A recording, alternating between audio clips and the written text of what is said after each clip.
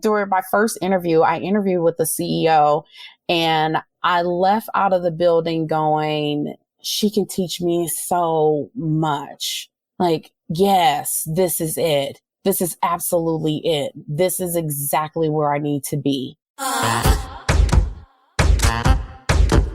Welcome to The Art of Speaking Up, a podcast that empowers professional women to rise. I'm your host, Jessica Guzik. And in this show, I take you undercover into the stories and lessons that I learned, sometimes the hard way, throughout my career. I also talk with working women, leaders, and coaches to show you that no matter what your struggle is, and no matter what your career goals are, you already have all the talent that you need to succeed.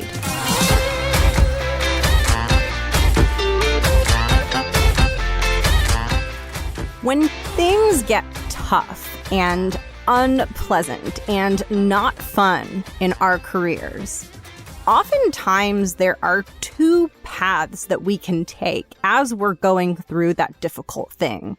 The first path is the one where we are stuck in those bad feelings. We want it to end. We're hyper aware of how unpleasant it is, and we want it to stop.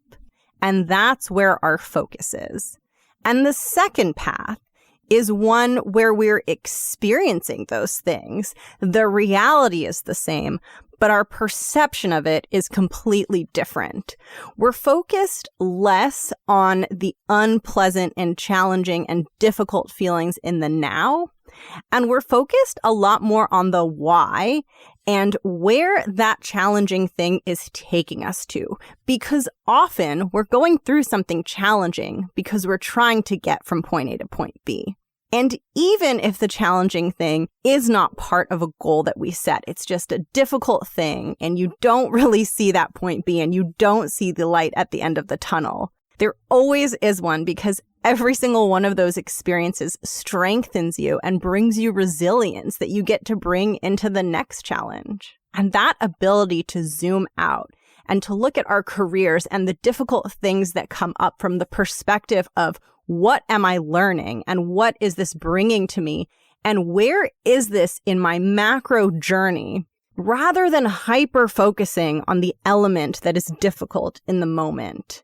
It can make those negative experiences not only less negative, but it allows us to grow from them and extract lessons and become better at our careers and grow into leaders. And I absolutely loved this conversation with today's guest, Tasha Thomas, because everything that she talks about comes from that perspective and that deep understanding that when things are difficult, it's because there's something greater ahead. And in this episode, Tasha shares her career story, a little bit about her life and how she got to the career she has today.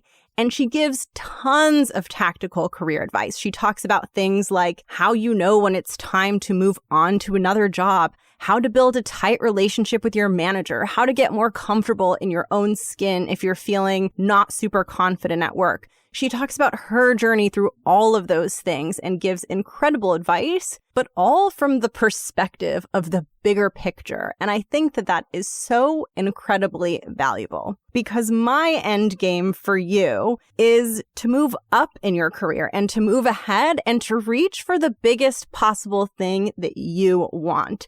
And that ability to zoom out and see the bigger picture the way that Tasha sees it, it helps you learn more. It helps you move up faster, and it makes your day-to-day more enjoyable. I'm so excited for you to hear from Tasha. I'm so excited for you to hear her story and all of the incredible career advice that she gives. And with that, I will let you meet her and learn a little more about her. Enjoy. So my name is Tasha Thomas. Right now, I'm the controller and VP of administration for a local nonprofit here in the Bay Area. So that's my day job. My nights and weekends are spent, I have my own company called My Finances Matters, where I teach financial literacy, teenagers, young adults, some regular adults, budgeting and different things like that, and just giving them an opportunity to get some solid foundation for financial literacy, learn about some money. And we're going to talk a little bit about how you got to where you are today. And I wanted to go back to the start and ask you a little bit about your upbringing and how that led you into your career. It was interesting. You know what? It's funny. I look back now and I realize like we didn't have a lot of money. I mean, we lived in the heart of the ghetto. We didn't have a lot of money, but we had each other. And so on some level, I mean, I felt like I had everything I needed. I mean, I wasn't starving. We didn't go without clothes. We didn't go without food or anything like that. My mom was an insanely hard worker and we single parent home, but we were all raised pretty solid. I mean, we just didn't have much, but we had a lot of love, a lot of laughter, a lot of fun in our family, still do. And so the thing that strikes me and the thing that I want to sort of speak on is like, even though we had our own little space, like I always knew I wanted more. I wasn't deprived in any way, but I also knew that there was so much more out there and that I needed to figure that out. For me, college was that way to figure that out. That was how I was going to get out of those walls and figure out what else was out there because I had no idea. I was in my own little space. We were comfortable, but I knew that there was something else. And once you kind of like satiated like that curiosity and that desire to go out and see it and experience it, what was the experience of college like for you once you were there? College was awesome on some levels. And then there were some other things that happened I'll get to in a second. For me, it was really cool. It was so different from anything I'd ever seen and anything I'd ever known. Even just small stuff was different for me. My mom, when we were growing up, it was pretty strict. Like, you couldn't go outside looking a certain way. You had to be kept up and nice, neat, clean clothes, all those things.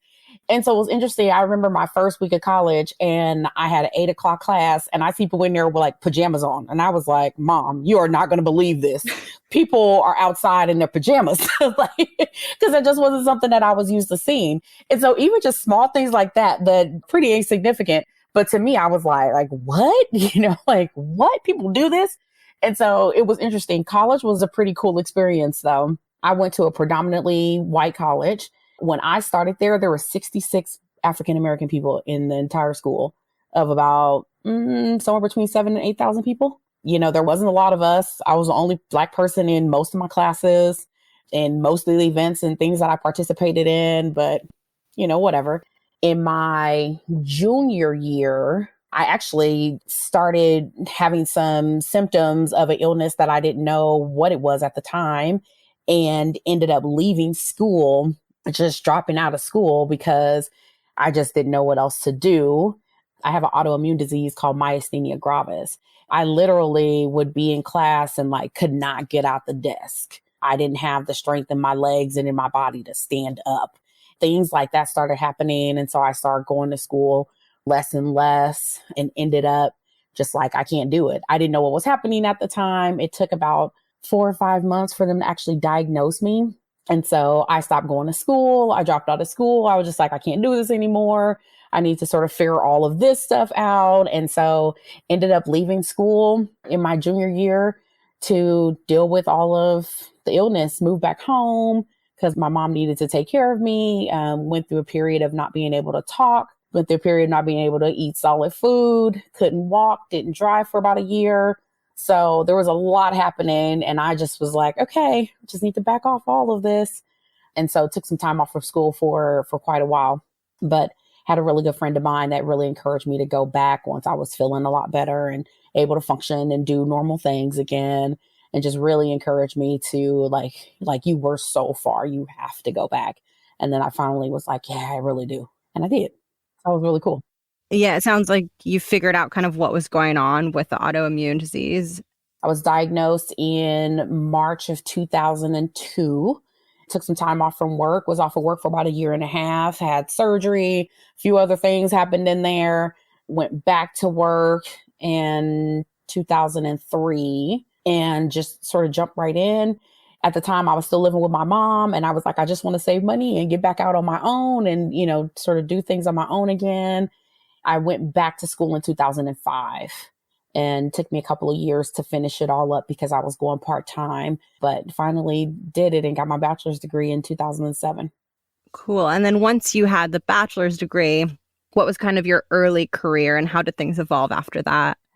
So initially, when I first started school, I wanted to get my business degree because I actually wanted to open up a restaurant, but I wanted to learn all of the back end first, then wanted to go to culinary school.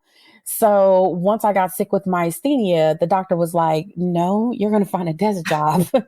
You're not going to go cook for anyone." And so I was like, "Oh, okay." So I need to figure out what I'm going to do now. I had this whole plan in my head, even going into school when I was 17, I like had this whole plan and I had it all mapped out. And now all of a sudden I've been completely railroaded and I was like, what now? So I've always been really solid with numbers. My aunt was a bookkeeper. And so I was like, well, let me explore this accounting thing. And so when I went back to school, got my bachelor's in business with an emphasis in accounting and went straight into, I was in my senior year, did an internship at an accounting firm here in Santa Rosa. And things just sort of took off from there. I mean, it just really did. I had no idea that this is where I was going to land, like no clue whatsoever, but it's been awesome. And you and I had talked earlier about like those early career days and when you were kind of just first learning, like, how do I exist? How do I be myself in this environment? And that's a really big theme on this show is like feeling comfortable in a professional work environment. Can you talk a little bit about that early experience? Yeah, it was hard. It was hard. It was hard just trying to figure out because I had never been in those situations before and I had never worked a professional job in that. And so I worked at a grocery store for a long time. I worked at a childcare for a while as well in the office, but at a childcare, I just never been in a professional environment. And so I had to learn all of those things. I had to learn all of that etiquette and how to exist, but at the same time, still be myself. It took a while. I mean, it was just like, I just had to surround myself with professionals and continue to be in those situations. And it was almost like practicing, the same way you learn anything else, you had to learn to be in those situations and what was okay, what was not okay, and different things like that. So I would go attend conferences. I would go to business meetings. I would go to business expos. I would do all of those things and just put myself around professional people in order to learn because I didn't have that level of upbringing. And so we were never around a lot of professional type people. I didn't even know very many people that even had a bachelor's degree when I was growing up, let alone be a professional. And so those were things that I just had to learn. What would you advise if there's anyone out there who's kind of going through that process of like, how do I exist in this environment? And how do I also be myself and not feel weird and uncomfortable? Like, are there any tidbits or things you learned along the way that you think could help? For me, it was just like needing to just get out there. You have to network. You have to network. You have to put yourself in those situations. Even if it's uncomfortable, you still have to do it because at some point you're going to need that skill. With any other skill that you're trying to learn or anything that you're just trying to hone in on, you just have to keep practicing.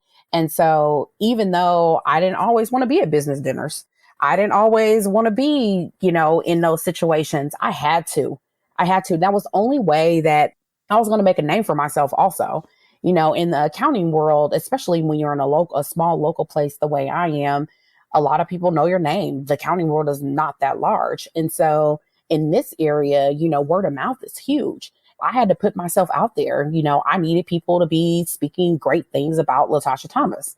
And so the only way I could do that was to continue to put myself out there. And if you want it and you want it that bad, you need to go out there. You have to put yourself in situations where people are discussing your name. Yeah, I think that's such a helpful way of thinking about it because, like, you basically had a goal, which is like, I want to be seen this way. This is the reputation I want. This is where I'm headed. And then instead of seeing it as like, oh, it's this uncomfortable thing, which it is, or which it was at the time, you saw it as like puzzle pieces to what you were trying to build. So that gives you the drive to just do it. You said it so perfectly. Just the big puzzle. What's the big picture? What are all the different things that you'll need to get to where you need to go? We always focus on that end, result, but it's all about the journey. The journey is what makes it awesome. So figuring out all of those different pieces, what are some of the things that I need to do? How do I need to dress? How do I present myself? And is that comfortable for me? You still have to do it all while being yourself. So finding, your comfort zone, but in that professional space, that's what it's all about. And it's tricky. It really is tricky. For me, it was just like, I had to learn the lingo. I had to do all of those things. It was difficult. There's no doubt about that. I mean, and it's exhausting sometimes. There's, no doubt about that. But at the same time, it's like, but this is where I want to go. And that's the only way I'm going to get there. That is the journey. That's the path.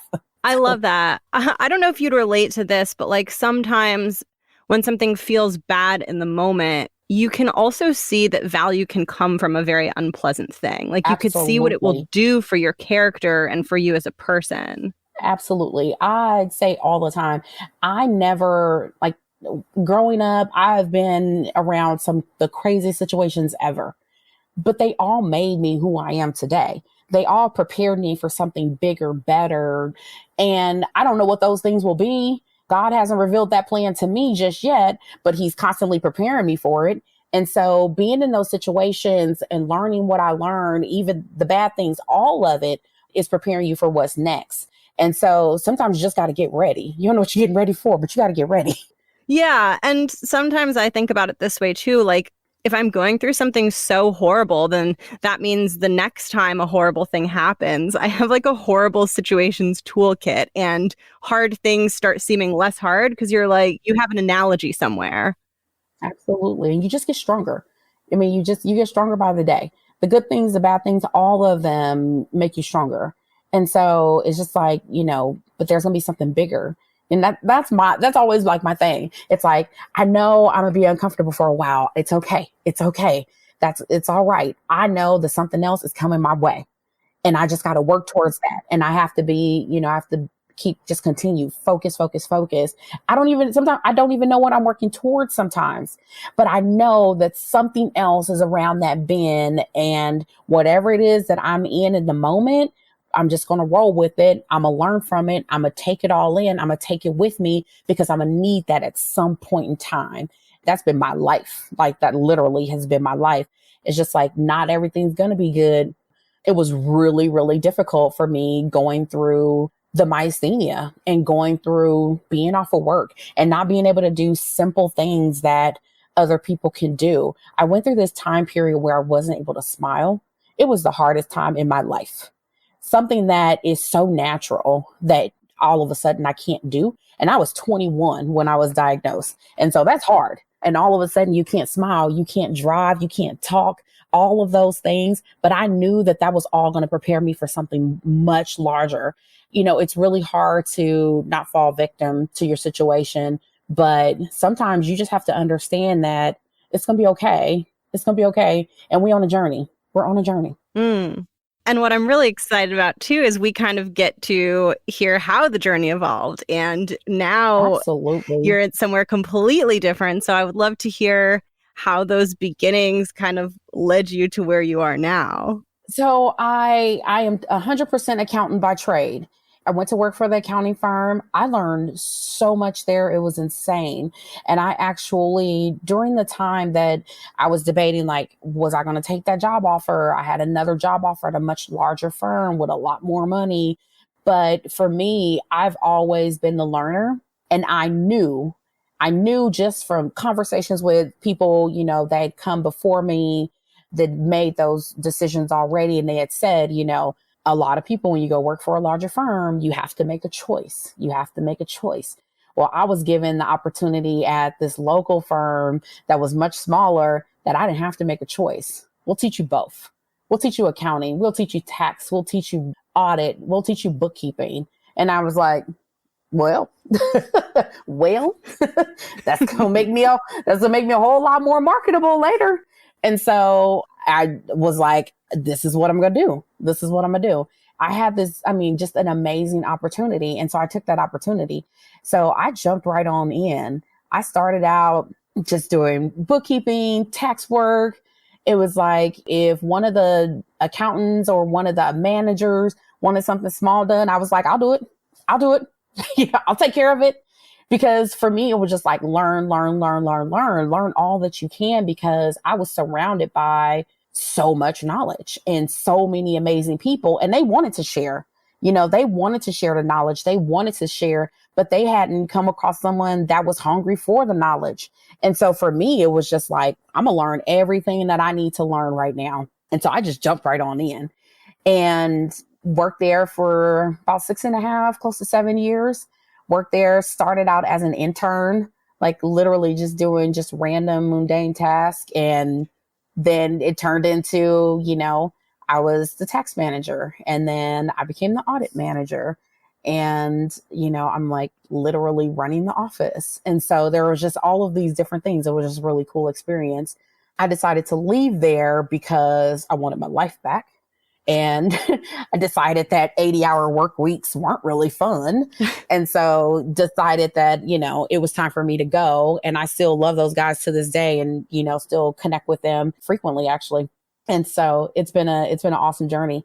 And then I left public accounting and I had got my CPA license and I did all this kind of fun and cool stuff that I wanted to do there, and left because I was just like, I need to tone it down a little bit and sort of reconnect with my family and be able to sort of do things that I want to do on the weekends. And maybe I want to go to a movie on the weekends. While working at the accounting firm just didn't allow for me to do that. So I needed to just do something a little bit different at that time in my life.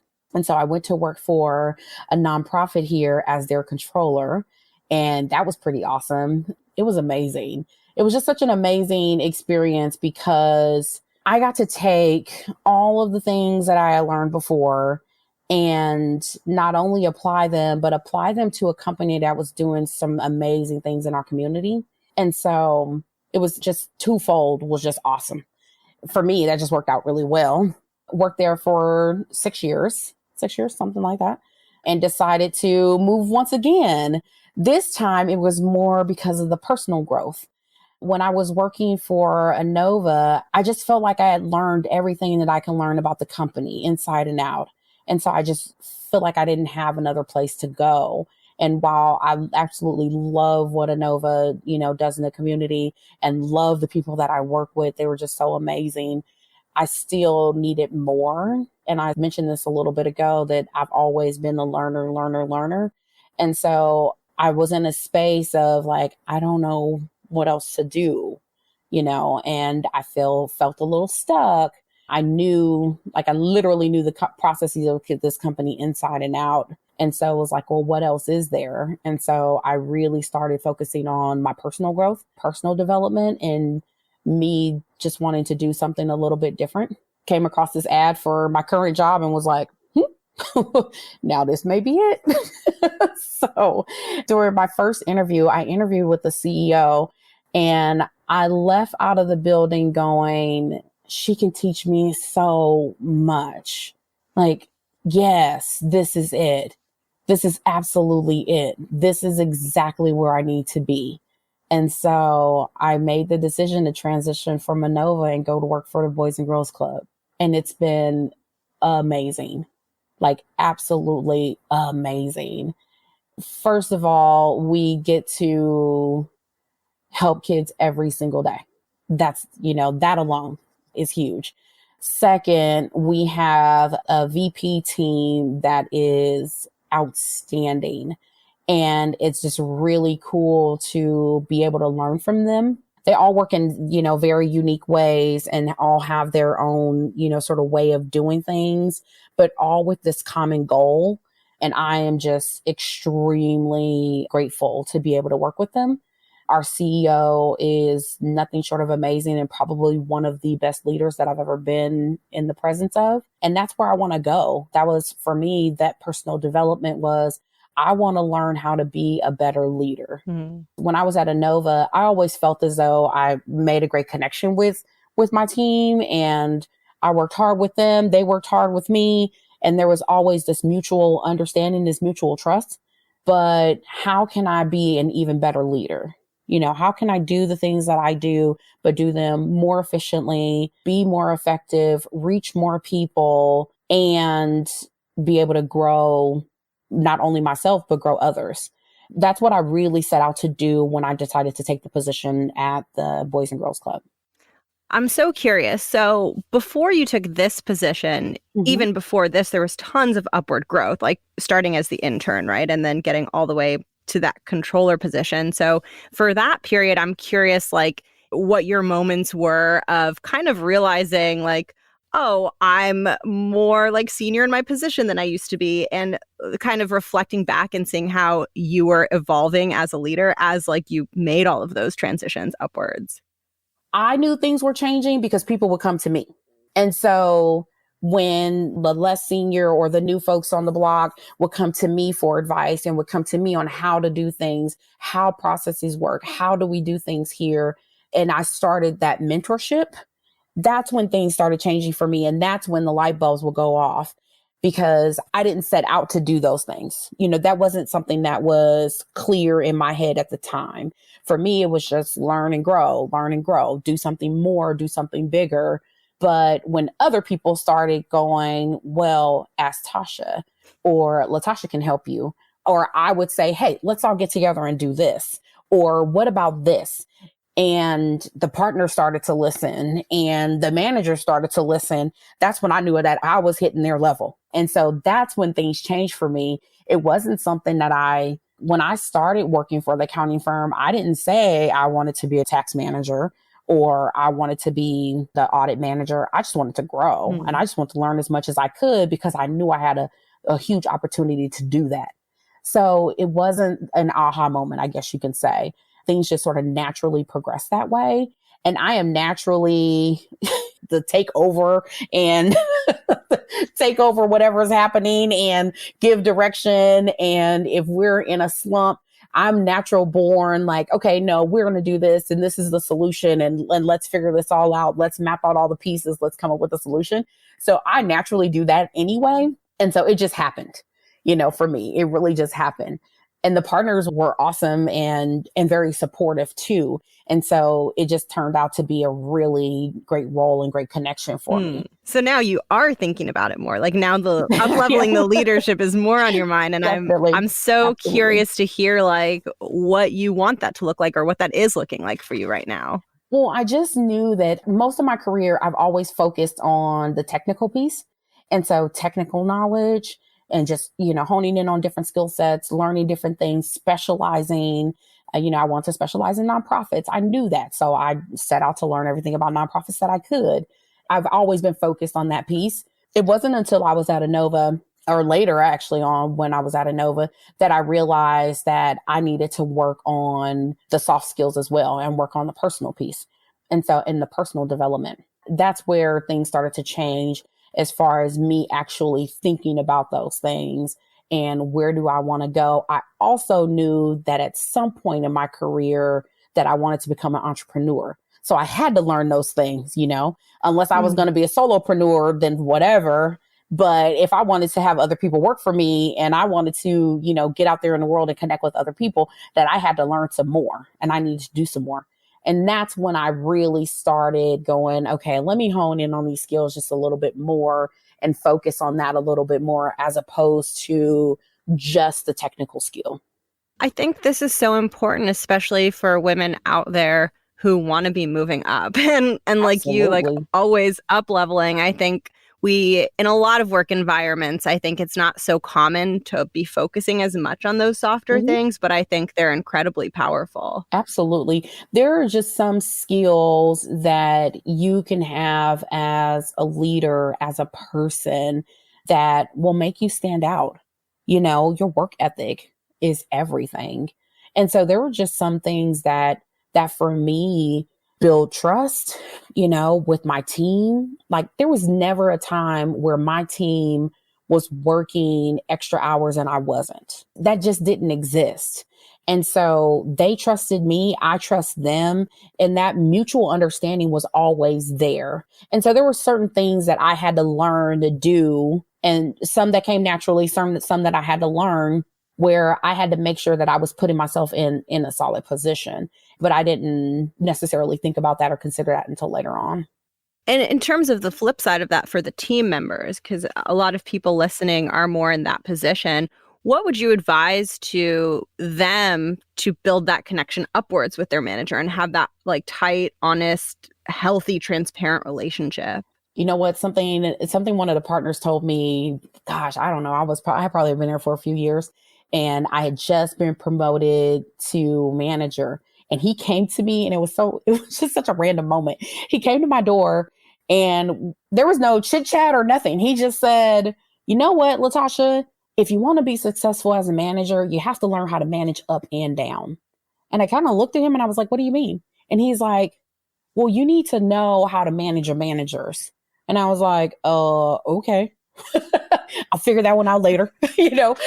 So and it wasn't until later that I was like, oh, that's what Gary meant. So, like, oh, I get it. Where the same way you put effort into learning your team and how they work together, who has, what skill set, what you can give this person, what you can't give this person, and to make things efficient, you have to learn those same things about your manager.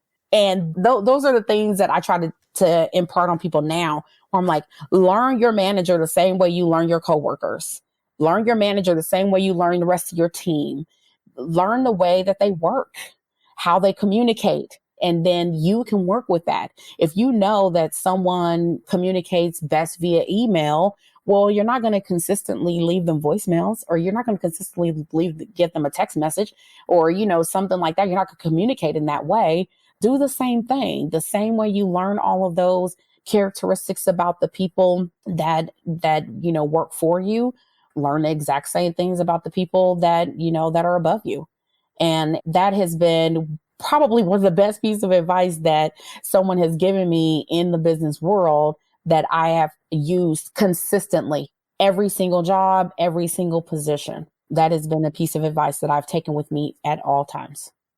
I think it applies regardless of like what kind of manager you have, because a big pain point out there is like the difficult, like Absolutely. I don't get along with my manager. They drive me crazy. And I think that point of view can help you strategize and make it less painful than it has to be. Well, and it gives you a solid base of communication too. It makes it a lot easier for you to say what you need to say and to do the things that you need to do, and know how to do that without, offending someone, or, making someone feel bad, or any of those things.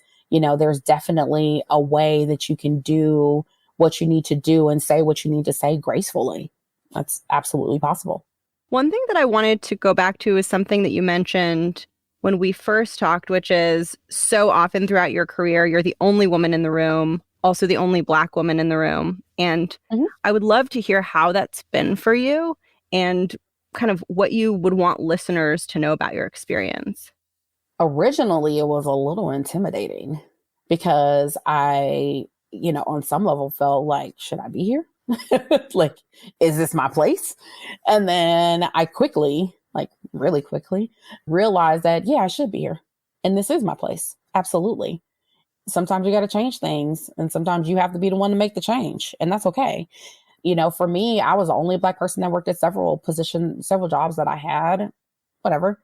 At some point, I had to accept, and they had to accept also, that I was just as smart as you were, sometimes more, and that's okay. And I belong in this room the same way you belong in this room. I worked hard just to get here the same way you did. And so there was no denying that I should have been there. And I had to really accept, like, no, it's okay. It's okay. It's okay. And not only accept it, but actually embrace it and realize that was a huge opportunity for me. It was a huge opportunity for me to be the only female, or to be the only Black female. For some, that was difficult, but like for me, it was just like, no, like, this is absolutely where I need to be. And that's okay. That's okay. And I made those choices too. That was the other thing. I went to a predominantly all white college and knew I was going to a predominantly all white college. While once I got there, there was definitely that culture shock that I was like, oh yeah, I really did make this decision, but I made that decision. I looked at those demographics before I decided to go there. And I was living in an area also that was predominantly white and Hispanic. Well, I knew that. It wasn't a shock to be the only Black person, but I also had to just be okay with that was the situation that I put myself in, number one. And if I wanted it to be different, then I could do that too. I can either change it by being the only Black person and then inviting a few Black friends so I didn't have to be the only Black person, or I can leave. And so I quickly decided like I didn't want to leave. That's not what I wanted to do. And where I was exactly where I wanted to be. And so everybody else was just going to have to accept it. If there are people out there listening and thinking, okay, like that mindset shift sounds super powerful, but I'm not as confident as this woman. Like Tasha, your presence is very, people will feel it just listening to you speak. And so what would you say to someone who's thinking like, well, I don't have the same confidence level as her, or like, can I make that mindset shift? Like, how would you kind of mentor or advise someone who like wants to make that pivot you made, but is like questioning whether they have what it takes? Take your time. Really, truly take your time. It's okay. I wasn't always as confident. I mean, I feel like I've always had a little bit of confidence, but I was not always this confident. But it took time to get there. It took time for me to accept me. It took time for me to love me. That wasn't something that initially happened. I was, I always felt like I was different from other people. I was different from folks in my family. I was different from the people that I, put myself in a room with. But at the same time, I also knew that that is exactly what I wanted. While I had that confidence on the inside and I had that confidence when I was alone, it took me a while to project that when I was out and in a room full of other people. And so just take your time. If it's something that you want and you know that you can get it and you know you have the skill set and you have the drive, like do it, go for it. Like it took me years and years to shut off the other people and not pay attention to what everybody else was saying. That took a really long time to make that happen. And I'm talking even people in my family, people at school. I had people tell me that I wouldn't make it. I had teachers tell me that I wouldn't make it. I was like, okay, so at some point when you get older and you have had people in your life that are supposed to be encouraging you and people that you typically in a normal situation would aspire to be like telling you that you can't do it, at some point you have to rid yourself of those negative comments and not take that in. That's not an easy thing to do. And that's why I say just take your time. Like you build confidence over time. None of us, step out with, this insanely high level of confidence. It really takes time. And it also takes some success moments. Going from leaving school with the myasthenia gravis and then going back to school and taking 2 years to finish 1 year's worth of work. And it was just like, oh my God. And so finally having like, I finally have my degree or I finally did something, having those success moments definitely helped. But it's hard when you're in the trenches. It really is. And that's why I say just take your time, work towards your goals, map out your plans, map out your goals, work with intention and keep pushing. And it'll happen. It will absolutely happen. It is not an overnight deal at all, but it is 100% doable for sure. And so what's next for you? Ooh, what's next? At the Boys and Girls Club, I am like literally again learning all that I can. I've been there for a little less than a year. And so I just want to continue to grow in that role and grow as a leader. Like I said, I'm super fortunate. Our VP team, our executive team consists of 5 females and 1 male, and it's amazing. And so I'm like, here we are, this, team of 6 and 5 of them are females running, this insanely large company and serving 3,000 kids every single day. Like, let's do it.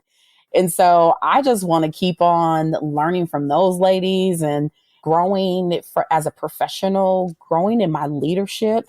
And that's just one of my really big goals is to really, really focus on learning as much as I can about the company, doing as much as I can to help our kids and build our community, and truly, truly honing in on my leadership skills. That's a big one for me right now.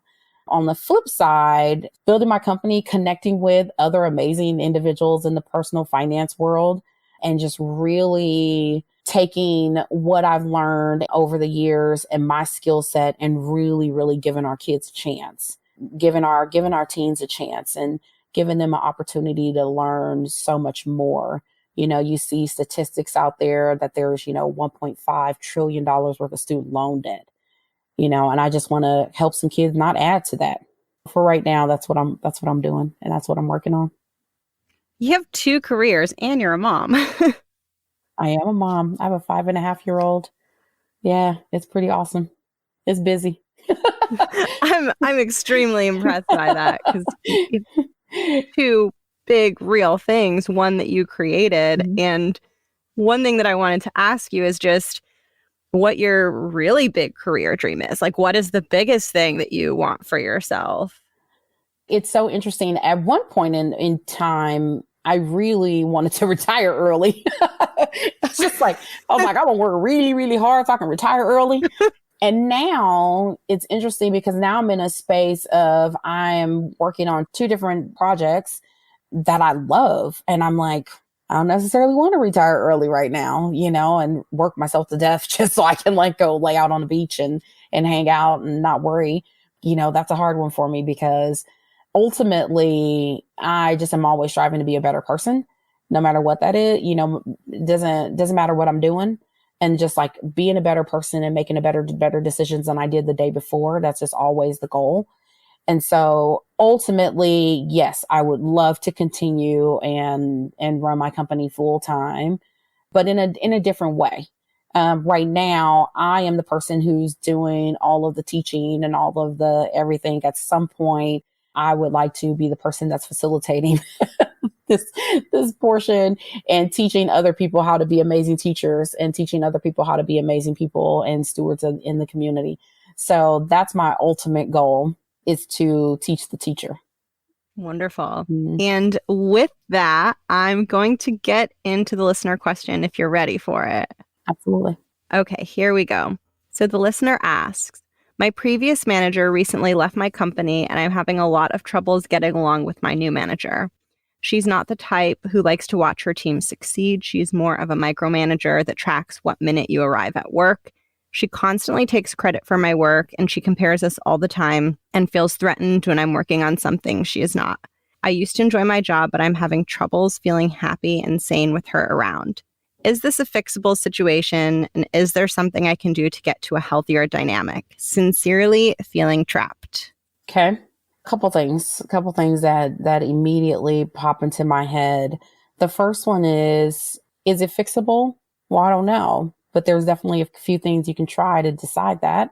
The first one is communicate. I think communication is everything. Sit down, have a conversation with them. One thing that I said, before is managing up and down. Have a conversation with your manager. Explain to them the type of management style that works really well for you. Ask questions. Find out what is it? They may be feeling insecure because they're the new person on the block and feel like they have something to prove. Let them know that we're a team. We're all in this together. There's definitely something to be said about being honest and being transparent with your supervisor. I know for me as a supervisor, I 100% appreciate honesty. I 100% appreciate transparency. I love it when somebody that's on my team comes and says to me I noticed you did so-and-so, but I didn't really like that. Or well, what about, can we try this? Or, you don't have to come right out and say I hate it when you do so-and-so. We don't need to put those type of feelings out in the universe. But at the same time, there's definitely a way to communicate gracefully that you're unhappy.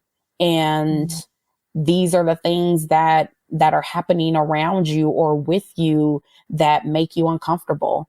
Give that person an opportunity to change, but they may not know that they're doing something that's bothering you. And so that's why I say communication is everything. That person may go home and say, hey, honey, I had a great day today. And you're going home and saying the exact opposite, and so give them an opportunity, have some conversation and be vocal, be transparent and, say what it is you need to say while at the same time doing it in a graceful way and not being offensive, not being accusatory, but giving them an opportunity to make some changes. That can be your first step.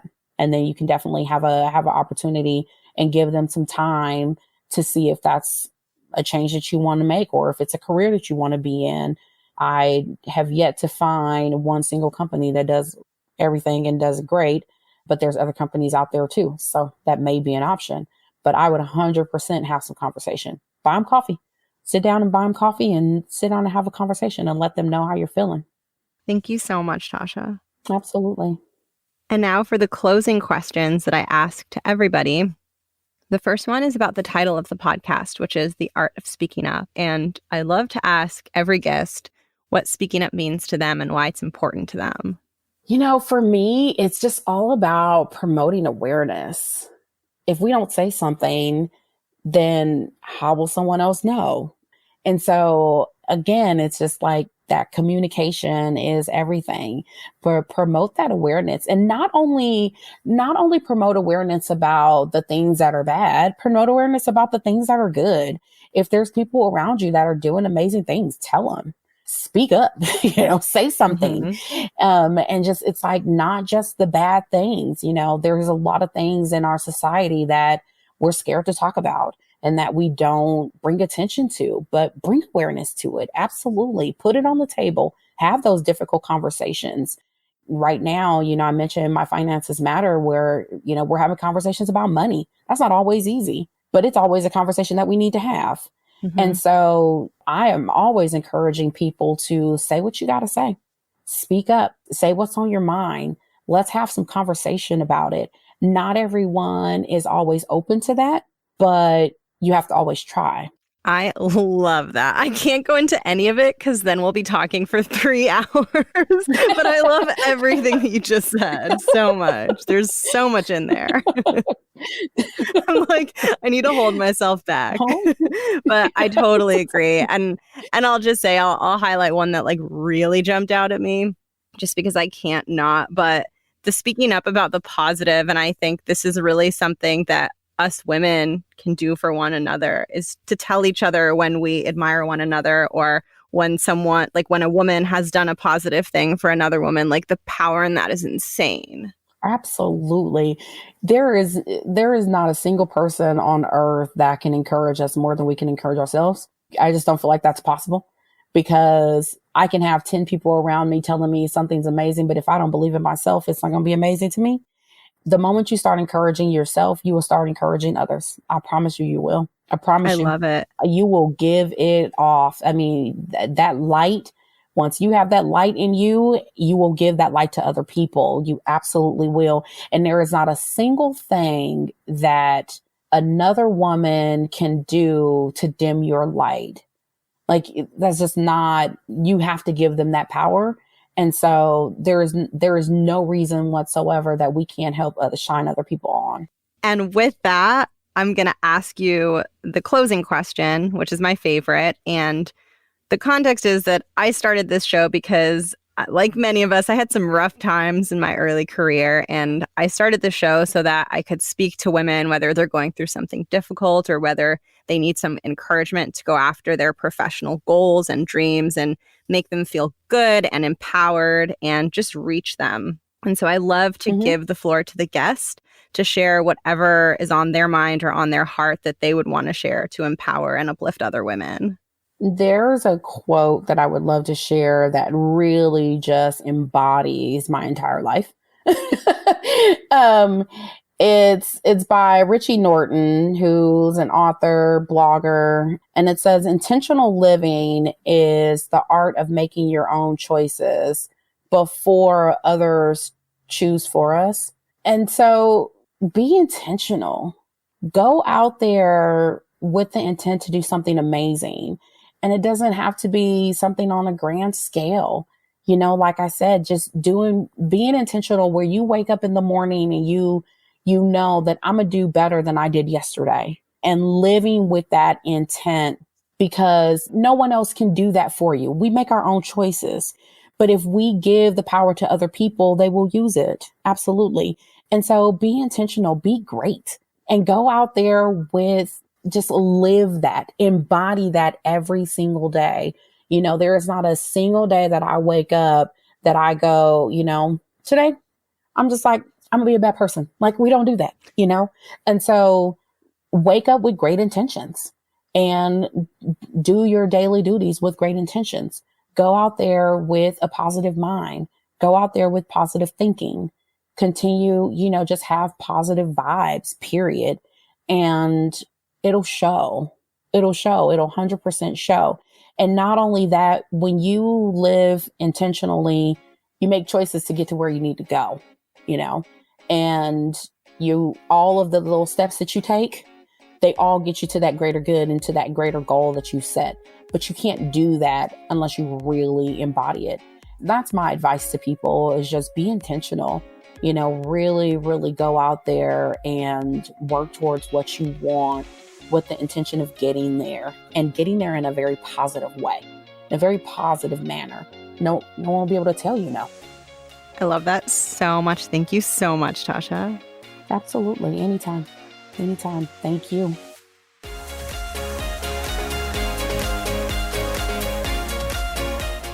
Thank you so much for listening to my conversation with Tasha. She was incredible. I hope you enjoyed it, and I hope that you learned something. If you're enjoying the show, please feel free to go into the iTunes store and leave a rating for the show. It just takes a second. I also love getting your reviews and seeing how you're enjoying the show. So if you're being called to write a review, I would love to hear your feedback. And if you want to submit a listener question to be answered on the show, you can find me on Instagram. Handle is @theartofspeakingup, or you can send me an email, jessica@theartofspeakingup.com. As always, thank you for listening. Have an incredible day, and I'll catch you next week. Bye.